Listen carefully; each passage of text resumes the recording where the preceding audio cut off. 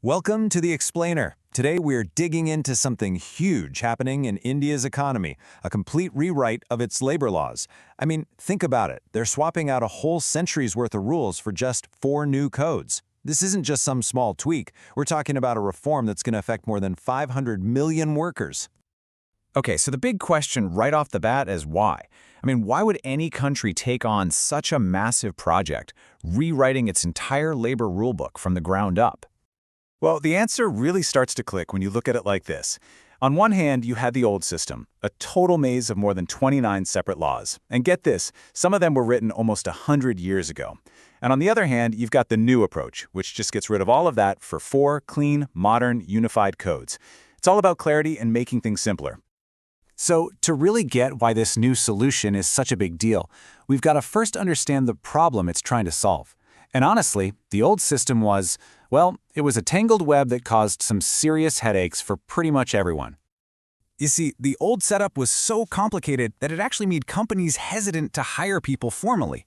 You had this jumble of rules that changed from state to state, and the result, millions of workers, especially folks in the gig economy, were basically left out in the cold with no real social security. So what was the solution? A total rewrite. The government took that entire messy web of laws and boiled it all down into just 4 new codes. And each one zeroes in on a key part of the modern workplace. All right, first up, we've got the Code on Wages.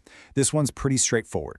The main goal here is to set a national floor wage, a baseline for pay, and to standardize how everyone, no matter the sector, gets paid and gets paid on time. Next, there's the Industrial Relations Code. This basically updates the rulebook for trade unions, lays out clear conditions for employment, and creates a much smoother process for handling disputes in the workplace.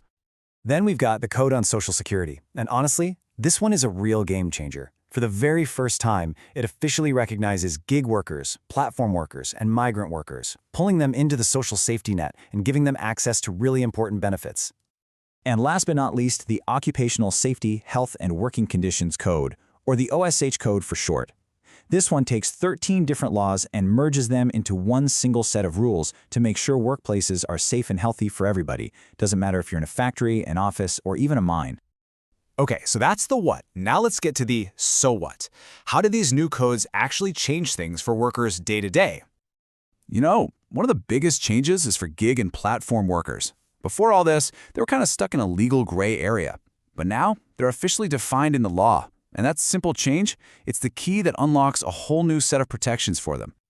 So what does that mean in practice? Well, it means companies, think ride-sharing or food delivery apps, now have to chip in for a welfare fund for their workers. It means an accident during a commute is now treated like a workplace accident. And their benefits become portable so they can take them from job to job, state to state. The codes also bring in some really important new protections and rights for women in the workforce, aiming to make things safer and more equitable. This puts a much stronger legal footing under the idea of equal pay for equal work. It also opens the door for women to work night shifts, but, and this is a big but, only if they agree to it and their employer guarantees their safety. And on top of all that, maternity leave gets bumped up to a pretty generous 26 weeks. Okay, another huge shift is something called fixed-term employment. The whole idea here is to give temporary workers the same kind of status and benefits as permanent employees, and to move away from relying so much on contract labor.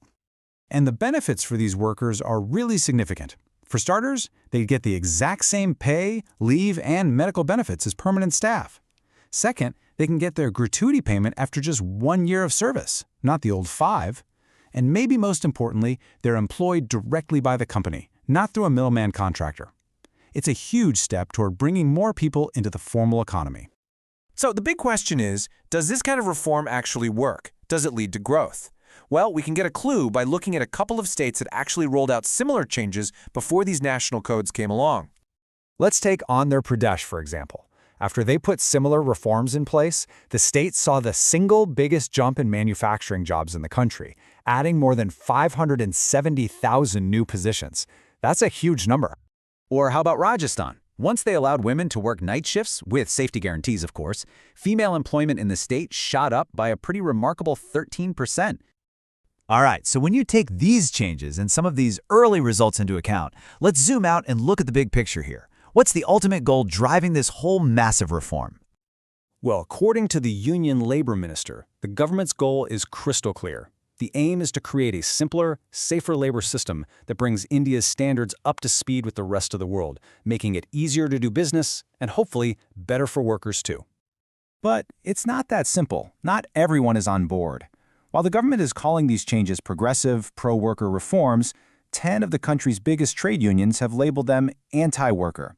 They're concerned that some parts of the codes, like making it easier for companies to hire and fire or putting new limits on strikes, will actually weaken worker protections and tilt the scales in favor of big business. Look, this overhaul is without a doubt one of the biggest economic reforms in India's modern history. And it leaves us with one final massive question. Will these 4 codes really be the foundation for the future of work in the world's most populous country? I guess only time will tell.